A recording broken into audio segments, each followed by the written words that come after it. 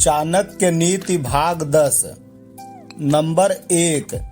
जिस प्रकार सुगंधित फूलों से लदा हुआ एक ही वृक्ष सारे जंगल को सुगंध से भर देता है, उसी प्रकार सुपुत्र से सारे वंश की शोभा बढ़ती है, प्रशंसा होती है। अर्थ, बहुत से लोगों के बहुत से पुत्र अथवा संतानें होती हैं, परंतु उनकी अधिकता के कारण परिवार का सम्मान नहीं बढ़ता। कुल का सम्मान बढ़ाने के लिए एक सद्गुणी पुत्र ही काफी होता है। धृतराष्ट्र के 100 पुत्रों में से एक भी ऐसा नहीं निकला जिससे सम्मान से स्मरण किया जाता हो। ऐसे 100 पुत्रों से क्या लाभ? सगर के तो 60,000 पुत्र थे। नंबर 2। एक ही पुत्र यदि विद्वान और अच्छे स्वभाव वाला हो तो उससे परिवार को उसी प्रकार खुशी होती है जिस प्रकार एक चंद्रमा के उत्पन्न होने पर काली रात चांदनी से खिल उठती है। अर्थ, यह आवश्यक नहीं है कि परिवार में यदि बहुत सी संतानें हैं तो वह परिवार सुखी ही हो। अनेक संतानों के होने पर भी यदि उनमें से कोई विद्वान और सदाचारी नहीं तो परिवार के सुखी होने का प्रश्न ही नहीं उठता।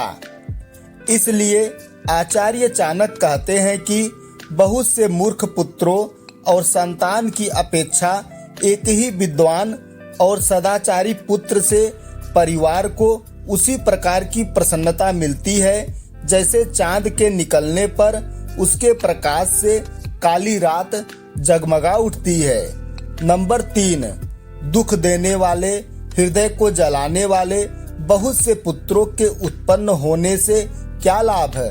कुल को सहारा देने वाला एक ही पुत्र श्रेष्ठ होता है, उसके आश्रय में पूरा कुल सुख भोगता है।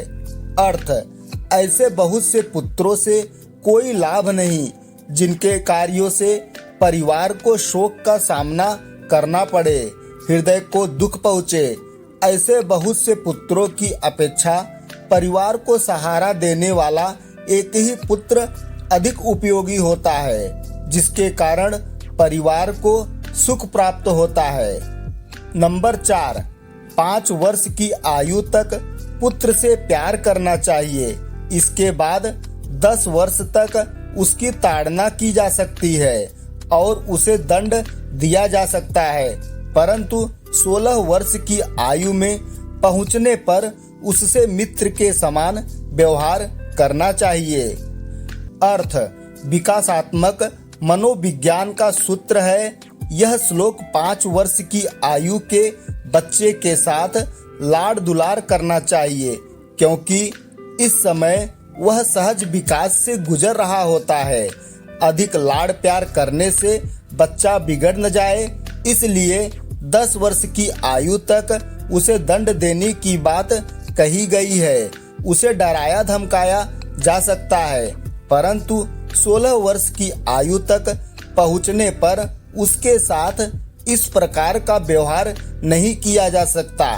उस समय उसके साथ मित्र जैसा व्यवहार करना चाहिए, क्योंकि तब उसका व्यक्तित्व और सामाजिक अहम विकास हो रहा होता है।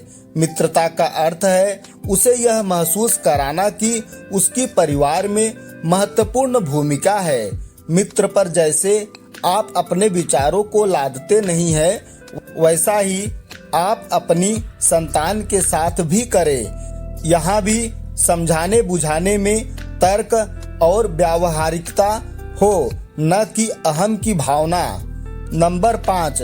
प्राकृतिक आपत्तियाँ जैसे वर्षा होना और सूखा पड़ना अथवा दंगे फसाद आदि होने पर, महामारी के रूप में रोग फैलने, शत्रु के आक्रमण करने पर, भयंकर अकाल पड़ने पर और नीच लोगों के साथ होने पर जो व्यक्ति सब कुछ छोड़ छाड़ कर भाग जाता है, वह मौत के मुंह में जाने से बच जाता है। अर्थ, भावार्थ यह है कि जहाँ दंगे फसाद हो उस जगह से व्यक्ति को दूर रहना चाहिए। यदि किसी शत्रु ने हमला कर दिया हो या फिर अकाल पड़ गया हो और दुष्ट लोग अधिक संपर्क में आ रहे हो तो व्यक्ति को वह स्थान छोड़ देना चाहिए। जो ऐसा नहीं करता वह मृत्यु का ग्रास बन जाता है। धन्यवाद। फिर मिलेंगे ऐसे ही जानकारी के साथ अगले भाग में। जय श्री कृष्ण।